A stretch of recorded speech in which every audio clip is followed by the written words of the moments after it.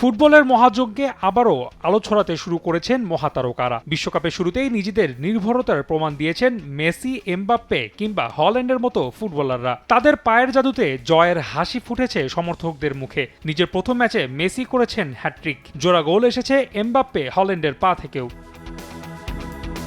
তাতেই পর্তুগালের ম্যাচ ঘিরে ক্রিস্টিয়ানো রোনালদোকে নিয়ে তার ভক্তদের ছিল বাড়তি প্রত্যাশা। তবে সেলেকাউদের প্রথম ম্যাচেই নিজেকে মেলে ধরতে পারেনি CR7। সমর্থকদের প্রত্যাশা পূরণে পুরোপুরি ব্যর্থ তিনি। 52 বছর পর বিশ্বকাপে আসা কঙ্গোর বিপক্ষে খেলতে নামার আগেই অনন্য রেকর্ড গড়েন রোনালদো। মেসির পর দ্বিতীয় ফুটবলার হিসেবে খেলতে নামেন ষষ্ঠ বিশ্বকাপ, অথচ ম্যাচটিকে স্মরণীয় করতে পারেননি তিনি। 95 মিনিট খেলে শট নিয়েছেন মোটে 3টি, যার মধ্যে একটি শটও ছিল না গোল মুখে। এ সময় বল স্পর্শ করেছেন মাত্র 25 বার, পাস দিয়েছেন 21টি, জাল খুঁজে না পাওয়ার পাশাপাশি বড় কোনো সুযোগও তৈরি করতে পারেননি।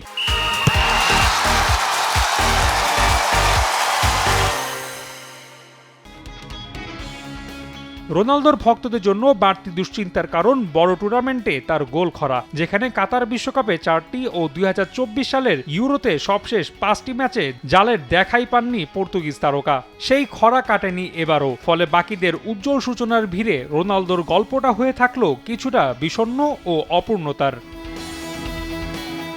অবশ্য শুরুটা ভালো না হলেও নিজের শেষ ম্যাচটা রাঙিয়ে রাখার এখনও সুযোগ আছে রোনালদোর। আগামী 23 তারিখ উজবেকিস্তানের মুখোমুখি হবে দলটি। সেখানেই আলো ছড়িয়ে সমর্থকদের প্রত্যাশার প্রতিদান দিতে চাইবেন পর্তুগিজ মহাতারকা।